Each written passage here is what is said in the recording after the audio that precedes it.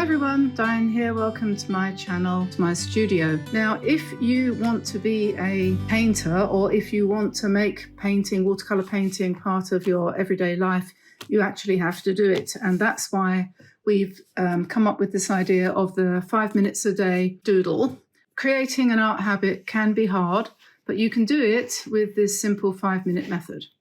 All you need to do is take 5 minutes a day, every day, bit of paper, bit of paint, pen and a pencil, something like that, and a brush, of course, and do something for 5 minutes. And today we're starting our February daily challenge, and this challenge has the instructions for that and a prompt for every day.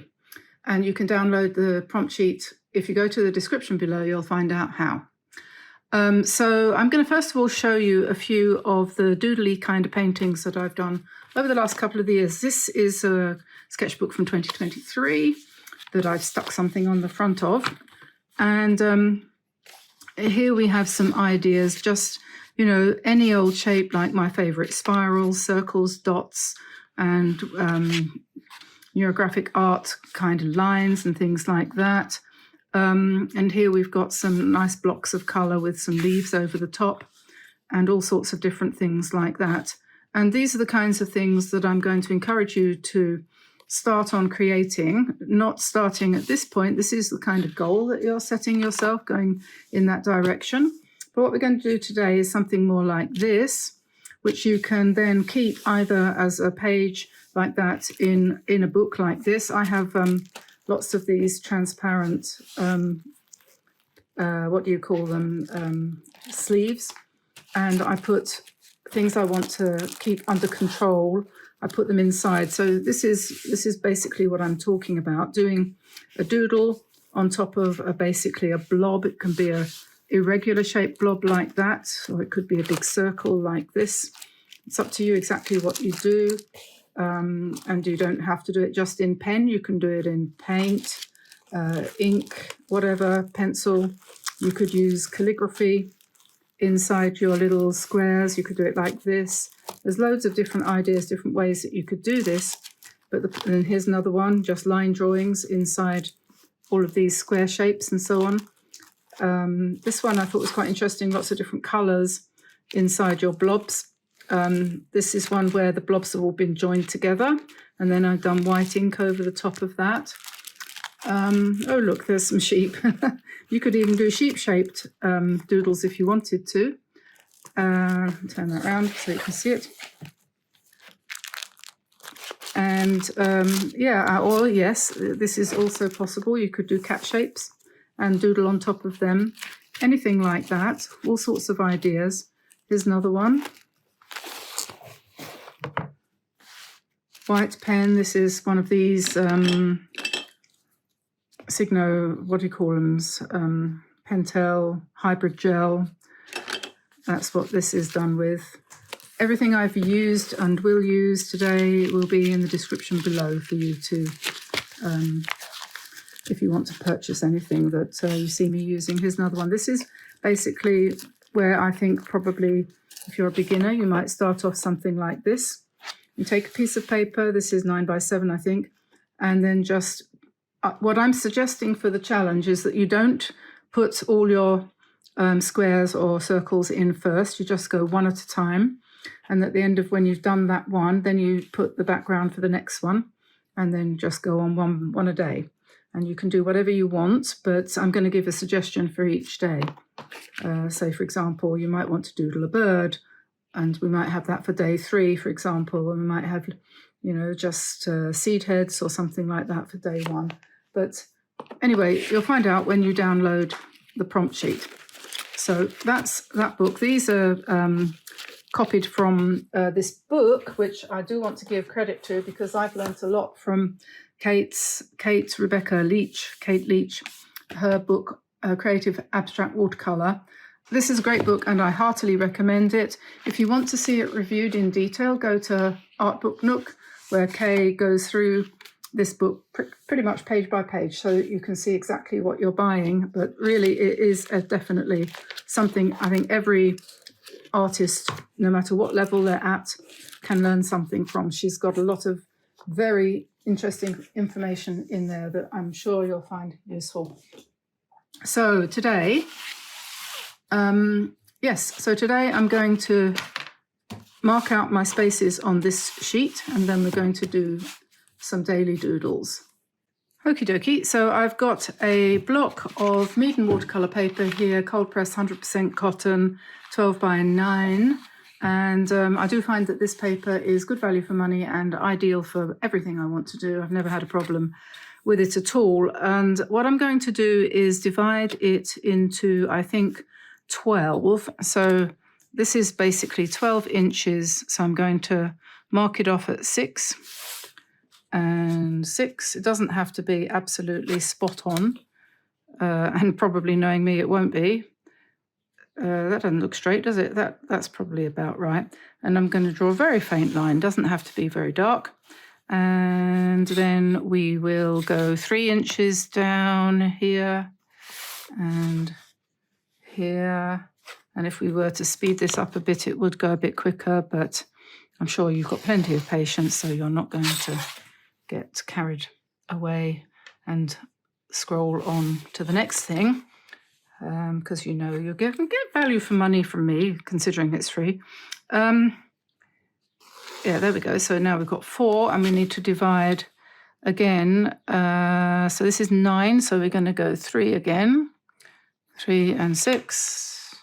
12 by 9, you see that divides quite nicely into 12, doesn't it? Amazing. Very good. There we go.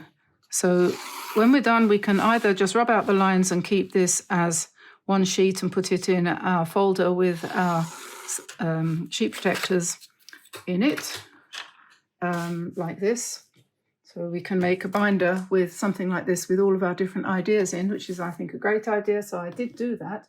Or if you don't want to sacrifice as much space as that, you can just cut them up and get some of these rings, binder rings, punch a hole in the corner, and you can have them just kind of, all like that.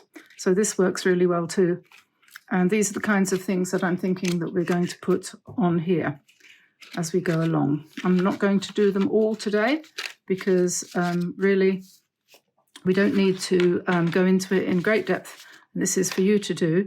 But, we can do simple things in black line, using one of these pens, or you can do it in white lines, or you can use paint, or both. So you can vary the backgrounds as well, or you can do designs using a brush and like that. Anyway, so let's try a few ideas out, shall we? Need some paint now, so let's see what we've got. I've got here my Kuretake Art Nouveau set. I think this is mostly the complete set, but I know that I've been moving things around a little bit. But so anyway, what we're going to do, find some water and a brush. I've got Princeton brushes here. So this challenge, the idea is you spend 5 minutes on a doodle. And what I'm suggesting people do is they paint a background, and you can use different techniques for this. So I suppose the first thing to do probably is to start with just a plain wet on dry, square-ish kind of background. So I'm just going to put a little bit of water into my paint. And the nice thing about the Kuretake paint pans is they're kind of halfway, aren't they, between tube paint, where you squeeze a little bit out around the outside of your palette. It's my favorite way of painting. And then you just wet the paint, mix it with water, pick it up, put it on the paper. That's what we're all aiming for, because that's the most freeing and rewarding way of painting watercolor, if you can get to that point. But when you're first starting, that can seem a bit daunting. On the other hand, if you use the tiny little half pans, that can be very inhibiting because you can't move the paint around. And I find when I paint with the small pans, like the ones that you get from Paul Rubens and Lightwish and so on and so forth, my expressiveness goes zoop right down the drain, and I become very, very inhibited and very tight. And some people like to paint tight, and that's fine. If you want to paint with, minimum amount of paint, minimum amount of water, tiny paintings, and so on and so forth, no problem. But if you want to in any way be loose and expressive, you need more room. And these pans give you that. So you can actually go into the pan and you can play with the paint a little bit.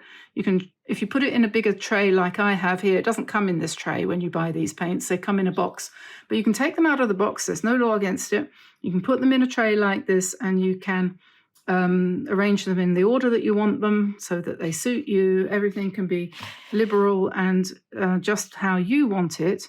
And then it's easy to just mix the paint to the consistency that you want. And with a little bit of experience, you'll see and find out whether or not this has got enough water in it for what you want for this background, or whether it matters, any kind of amount of judgment. And so then you can also pick up another color from another pan and mix it in until you get the color that you want exactly. So it's much more fun, basically. So anyway, I'm going into my first square and I'm not going to paint to the edge. I'm going to leave a border, but I'm not worried about how tidy it is. It's just going to be a nice turquoise square. Right, now all of these swatches, they don't have to be all the same color. That's not the idea. They don't have to be the same shape. They don't have to be anything. Just so we're starting off simply for day one with a simple square like that. This is what you could call, if you were going to give it a name, you could call this a flat wash, where I've tried to put the paint on so that it settles into an even kind of color with no variation from top to bottom, side to side, middle to outside. So that is just basically a flat wash. Now, for the purposes of the challenge, we're suggesting that you don't go ahead and paint all 12 in one go before you do any doodling. We're suggesting that you do one, you wait for that to dry, you do your doodle in there, and then you, on the same day, perhaps, you could paint the second background if you wanted to. If you wanted to go ahead and paint at the end of your first session your background for the second day, that's perfectly fine. That seems to me to be a pretty good idea. And what I'm going to do to help you with this, I'm going to make shorts each day, showing you a different technique for your background for each one, okay? I'm going to be challenged to find 30 different backgrounds, but we'll see what we can do. We're going to go all the way through the month, day by day, creating increasingly complicated background designs, and then we will doodle on top of them one at a time as we go through. Okay, so watch this space. Watch out for my shorts, which will be coming up on a daily basis. There'll be one today. It'll be later on, or yeah, what time is it now? I don't know what time this is going to be going up, probably around about 9 o'clock my time, and I'll put the short up just after that. I think that's probably how we'll go. That'll be midday California time, so you can figure it out from there. Okay, I'm going to dry that, and then I'm going to come back and do some kind of doodle on it. Okay, so that's nice and dry now, and next thing to do is to put some kind of design on top of that. And I think one of the most popular things that people paint, especially when they're first beginning, is leaves, because they seem to be relatively easy. So I'm just going to mix up some nice dark green. I think we're going to go with dark green on top of here, just because why not? And I've got a slightly smaller brush here. This is a size 6.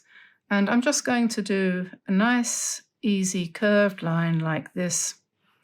And then I'm going to just paint in some simple leaves on here.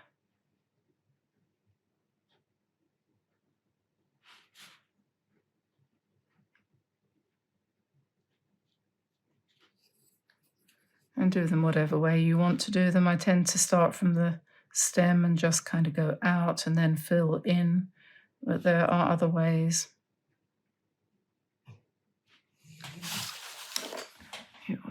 I think experimentation is probably key to satisfaction when it comes to painting. You can press down and lift up. It's another way of doing it. I've never been very dogmatic about how people paint, because I think most people find their style just by doing it. It's like when you start your YouTube channel and everyone who's out there who's a guru says, you've got to just press record, you've just got to start, you've got to do it. So I'm going to call that done. That's a very simple leaf motif. You could come into that with black or white or any other color of ink and ink over it, but we're going to start off simple and we're going to get more complicated perhaps as we go on, but that's where we're going to start for now. So what you could do if you were doing this challenge for yourself, the next thing perhaps, you might say, well, I'm going to prepare my next square for tomorrow so that it's nice and dry and ready for me to go. So just take another color, and you could, for example, this is another Art Nouveau paint color, but you could use a different type of paint. If you wanted, you could vary your backgrounds in that way too. But I'm actually just going to use the same type of paint, but I'm going to paint it thinner. I've got a larger amount of water to pigment ratio here, so it's more transparent, just to prove that Art Nouveau or Kuretake paints aren't opaque. They can be if you use very little water, but if you use quite a lot of water, then you get a transparent effect, which is what we've got there. So I'm going to leave that like that. That's a new blank square for tomorrow. So now I can say goodbye, and it's time to go and make lunch, and I will see you in the short and also again in the next video, which will be in a couple of days. So I'll let you go. Have a lovely time with the challenge. I do hope everybody joins in this month, and I'll see you on Facebook actually, where everybody is hopefully going to be putting their hashtag everydayadoodle. So bye for now everybody. Bye bye.